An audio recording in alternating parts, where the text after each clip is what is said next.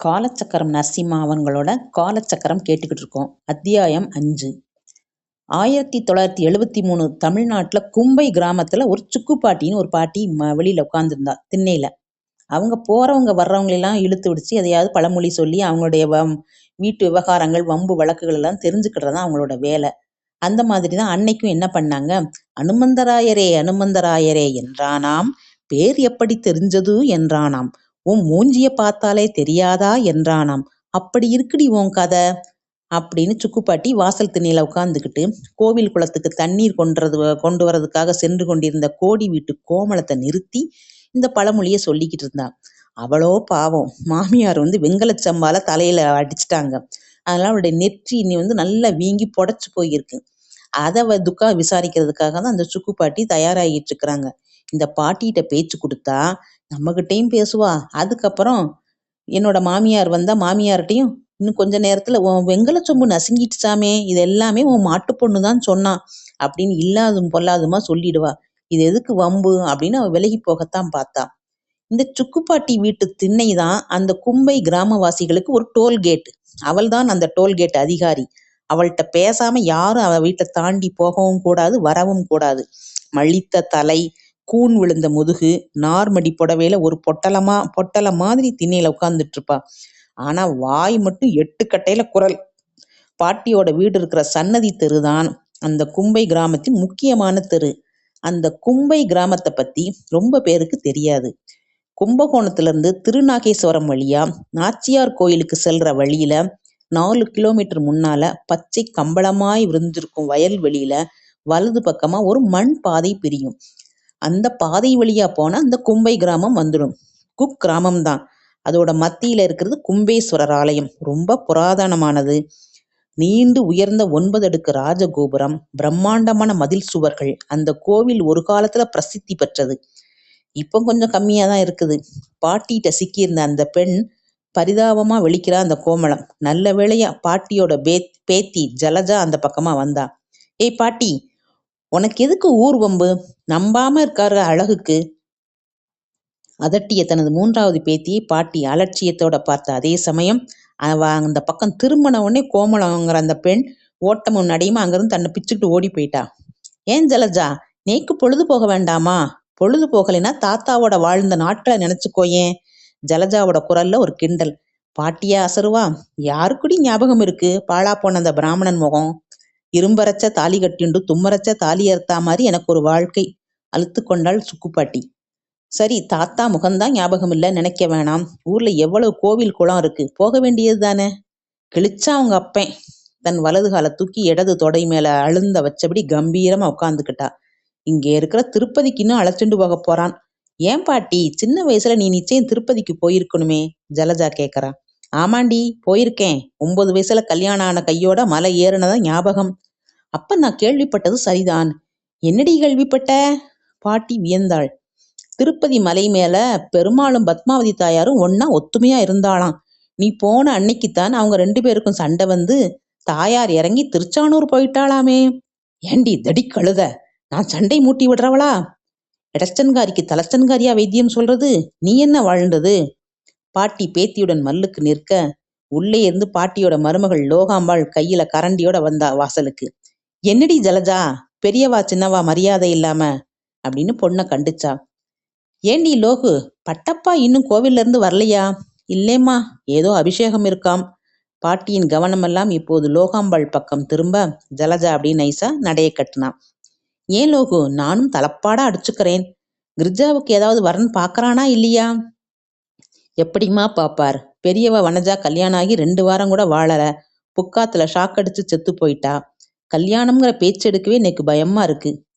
ஏண்டி, அந்த வனஜா மாமியாரத்துக்கு போய் அவளுக்கு போட்ட நகையை திரும்ப வாங்கிட்டு வர வேண்டியது தானே?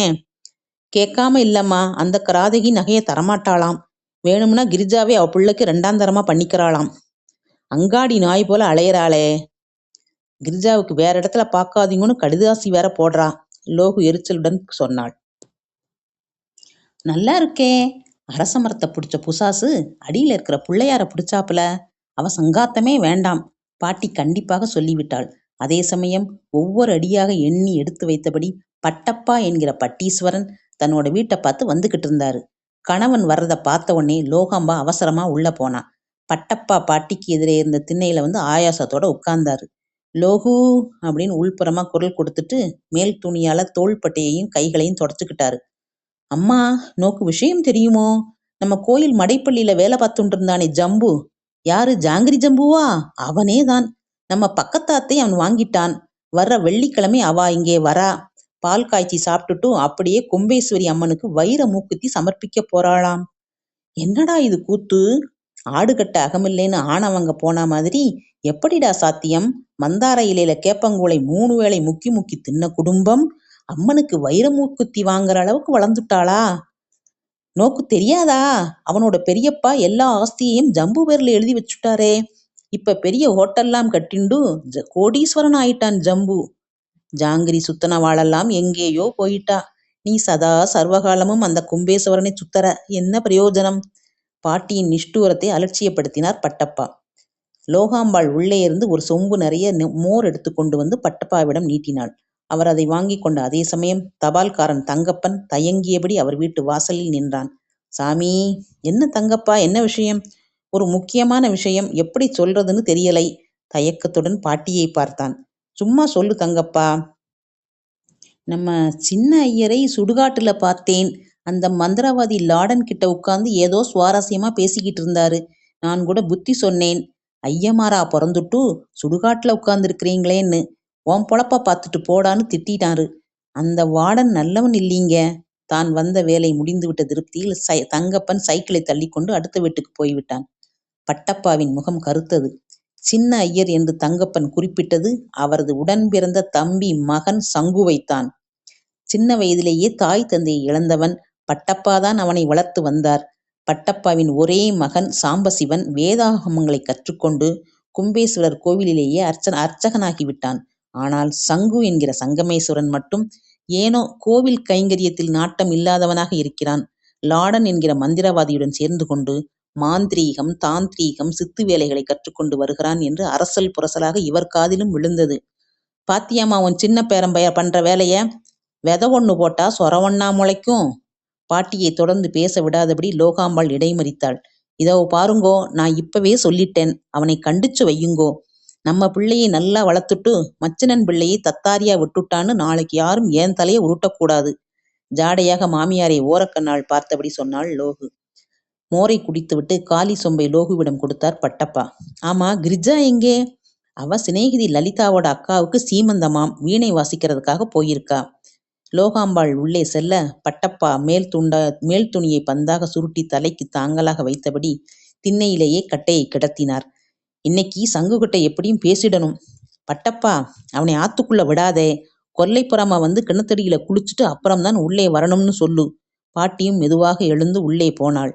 பட்டப்பா இறந்து போன தன் தம்பி தியானேஸ்வரனை நினைத்து கொண்டார். அடி வயிற்றிலிருந்து துக்கம் திரண்டு தொண்டையை அடைத்து கொண்டது. தலைப்பாடமாக தம்பியிடம் அடித்து கொண்டார். வேண்டாம் வேண்டாம் என்று. கேட்டால்தானே? தியானேஸ்வரன் மட்டும் இவர் சொல்வதை கேட்டிருந்தால் அநியாயமாக அவன் உயிர் பிரிந்திருக்காது. யாரோ வரும் காலடி ஓசையை கேட்டு தலையை தூக்கினார். கிரிஜாதான் பட்டுப்பாவடை தாவணி சரசரக்க கையில் வீணையுடன் வந்து கொண்டிருந்தாள். என்னம்மா, வீணை வாசிச்சியா? உள்ளே செல்லும் பெண்ணை பெருமையுடன் பார்த்தார். சாட்சாத் சரஸ்வதி தேவியே நடந்து போறாப்புல இருக்கு. தனக்குத்தானே கூறிக்கொண்டார். வனஜாவைப் போல இல்லாம இவளாவது நல்ல இடத்துல வாக்கப்பட்டு சந்தோஷமா இருக்கணும். பெரியவர்கள் செய்த புண்ணியங்கள் பிள்ளைகளின் அழகாக வெளிப்படுமாம். அது உண்மை என்றால் பட்டப்பா நிறைய புண்ணியம் செய்திருக்க வேண்டும். அவருடைய பெண்கள் வனஜா, கிரிஜா, ஜலஜா 3 பேருமே அழகுதான். அதிலும் கிரிஜாவை அப்சரஸ் என்றே சொல்லலாம். அவள் பாட ஆரம்பித்தால் தெருவில் செல்பவர்களும் நின்று கேட்டுவிட்டுத்தான் போவார்கள். சுக்குப்பாட்டிக்கு வாய் ஓயாமல் கிரிஜா புராணம்தான்.